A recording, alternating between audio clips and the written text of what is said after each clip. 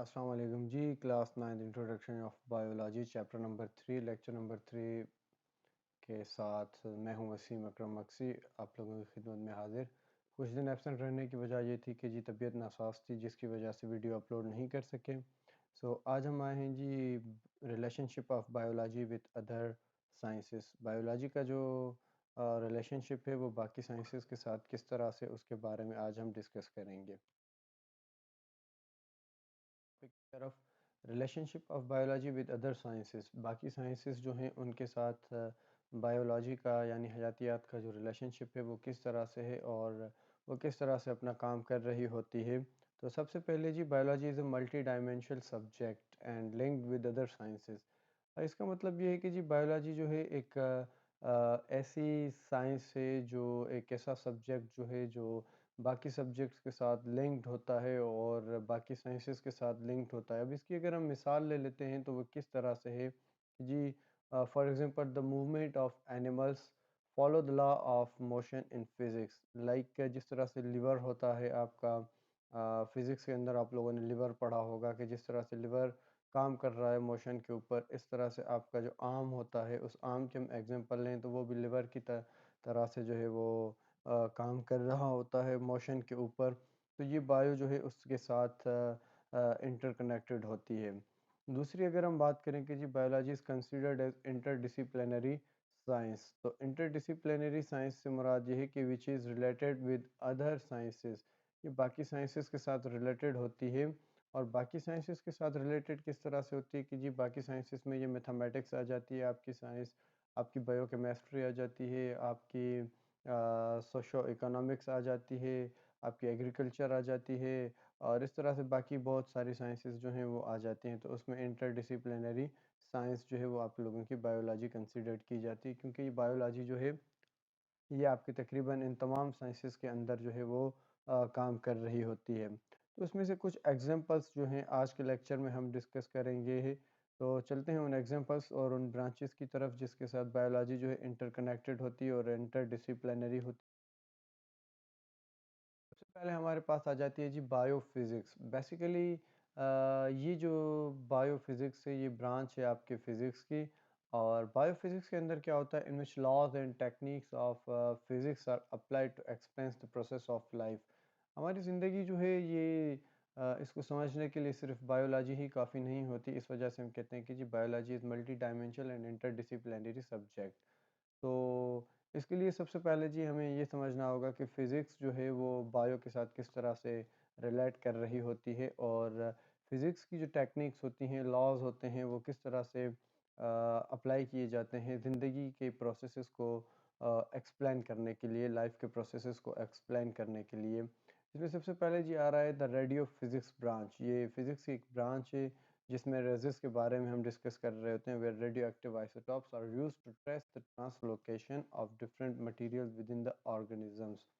इसकी मिसाल मैं आप लोगों को यूँ दे दूँ कि जी फॉर एग्जांपल हमें कभी कभार पेन होता है, साइड पेन, तो हम ये अज्यूम कर रहे होते हैं कि जी हमें किडनी में कोई स्टोन है, या अपेंडिक्स है, या हमें जो है जी अगर यूँ कह लें कि जी स्टमक में पेन हो रहा है, तो हम अज्यूम कर रहे होते हैं कि जी हमें कोई अल्सर तो नहीं है, या कोई सिस्ट तो नहीं है, या कोई हमें कैल्कुलाई तो नहीं है जिसको हम स्टोन कह रहे होते हैं गाल ब्लैडर वगैरह में। तो अब उसको ट्रेस करने के लिए हम क्या कर रहे होते हैं कि जी रेडियो फिज़िक्स की ब्रांच जो है उसको हम अप्लाई कर रहे होते हैं, जिसमें आपके आ जाते हैं जी रेज़ेस आप लोगों के, और वो रेज़ेस आप लोगों ने बहुत ही इसके साथ आप फेमिलियर होंगे, जिसमें आपके अल्ट्रासाउंड्स आ जाते हैं, और आपके जो हैं बाकी सारी काफ़ी रेडियोलॉजी की जो सर्विसेज आ जाती हैं। तो ये इसमें हमें काम देती है। रेडियो से आप रेडियोलॉजी लेते हैं, रेडियो मींस रेजिस और लॉजी मींस टू स्टडी। तो उसके हिसाब से हम ज़िंदगी के जितने भी डिफरेंट पार्ट्स होते हैं ऑर्गेनिजम्स के, उनको ट्रांसलोकेट कर रहे होते हैं, और उनमें जो कुछ भी डिजीज़ वगैरह कुछ भी होता है उसको हम चेक कर रहे होते हैं। उसके बाद radio labelling and carbon dating also show some uses of radio active isotopes in determining the age of fossils. हमने एक ब्रांच पढ़ी थी प्लांटोलॉजी। प्लांटोलॉजी में हमने ये डिस्कस किया था कि जी हम फॉसिल्स के बारे में डिस्कस कर रहे होते हैं, means those organisms which buried into the rocks and the remainings are present और वो हमें ट्रेस मिकदार में मिल रहे होते हैं, लाइक कॉल और आपके जो ऑयल वगैरह होते हैं उनकी सूरत में। तो अब इनकी जो है एज मालूम करना, इनका स्ट्रक्चर मालूम करना और ये सारी चीज़ें जो हैं हम बायोफिज़िक्स के अंदर अप्लाई कर रहे होते हैं। Uses of sound waves as ultrasound and laser technology show relation of physics with biology। देखिए जी, पहले ये होता था कि हमारे पास अगर गाल ब्लैडर में कोई स्टोन हो जाती थी तो मेजर सर्जरी करनी पड़ती थी, या किडनी में कोई स्टोन आ जाता था तो मेजर सर्जरी करनी पड़ती थी। लेकिन अब उसको बायोफिज़िक्स की जो है वो बढ़ती हुई टेक्निक्स की वजह से हमने एक नाम सुना होगा लेज़र टेक्नोलॉजी, या एक और टर्म हम यूज़ करते हैं लिथोस्कोपी या लेप्रोस्कोपी, इस तरह से हम यूज़ कर रहे होते हैं। तो ये क्या करती हैं कि जी उस मेजर ऑपरेशन को कट करके लेज़र के ज़रिए मतलब स्किप करके उसको लेज़र के ज़रिए हम क्या करते हैं, वो जो स्टोन होता है उस स्टोन को हम तोड़ करके in the form of urine हम उसको क्या कर देते हैं, खारिज कर देते हैं, या यूरिन नहीं तो फिर उसको हम तोड़ करके उसको निकाल देते हैं, और ये बहुत ईजी जो है वो टेक्निक होती है। ब्रांच की तरफ अगर हम चलते हैं तो वो है बायोमैथमेटिक्स और बायोमेट्री। ये वो एक सब्जेक्ट है जिससे मेडिकल का हर स्टूडेंट्स जो है वो भाग रहा होता है। बट ये बायोमैथमेटिक्स या बायोमेट्री हमें कहीं पे छोड़ने वाली नहीं, और इसके सिवा भी हम अधूरे हैं। बायोमैथमेटिक्स बेसिकली ये ब्रांच होती है आपकी मैथमेटिक्स की, बट इसको बायोमैथमेटिक्स क्यों कहते हैं, क्योंकि ये इंटरडिसिप्लिनरी होती है आपके मैथमेटिक्स के साथ। और इसका काम क्या होता है बायोलॉजी के अंदर, which collects data of living organisms। अब जब कभी भी आप रिसर्च कर रहे होते हो तो रिसर्च के दौरान आपने डेटा कलेक्ट करना होता है। तो वो डेटा आप कलेक्ट जो कर रहे होते हो तो इट मींस दैट आप लोग जो है मैथमेटिक्स के ज़रिए उस डेटा को कलेक्ट कर रहे होते हो। सो सिंपली बायोमैथमेटिक्स या बायोमेट्री जो है ये आपका एक इम्पोर्टेंट किरदार अदा कर रही होती है रिसर्च की फील्ड में। जब आप थीसिस अपने बना रहे होते हो बीएस के अंदर, या आप लोग अपनी एमफिल के अंदर एमएस के अंदर थीसिस बना रहे होते हो, या पीएचडी के अंदर आप लोग अपने थीसिस बना रहे होते हो, तो फिर आप लोगों ने डेटा कलेक्ट करना होता है। तो उसमें आप लोगों की बायोमैथमेटिक्स या बायोमेट्री आपको पढ़ाई जाती है। It is used in modelling complex biological system to analyse data.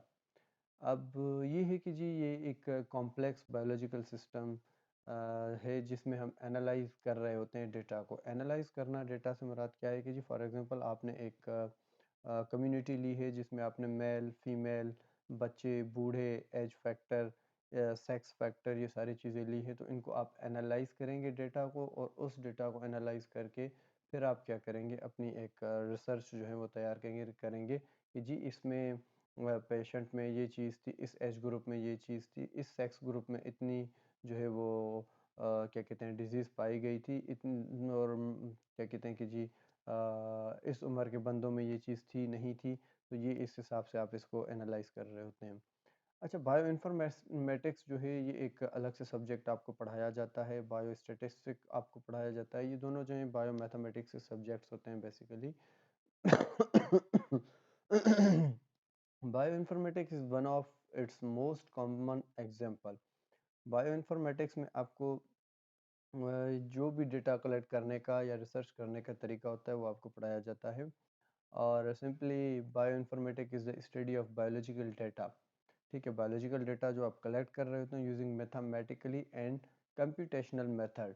तो कंप्यूटेशनल मेथड से मुराद ये है कि जो आप आज के दौर में एप्लीकेशंस के ज़रिए डेटा निकाल रहे होते हो और मैथमेटिक्स के ज़रिए डेटा निकाल रहे होते हो, उसके बारे में हमें जो भी इल्म दिया जाता है वो बायो इन्फॉर्मेटिक्स में दिया जाता है। And the bio informatic is example of bio informatics is the example of bio mathematics and biometry.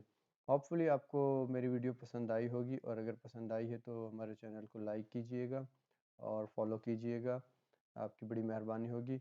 और जो कमी कोताही है उसके बारे में आप हमें आगाह कीजिएगा ताकि हम उसको प्रॉपर तरीके से फिर सॉर्ट आउट करें। थैंक यू, शुक्रिया जी।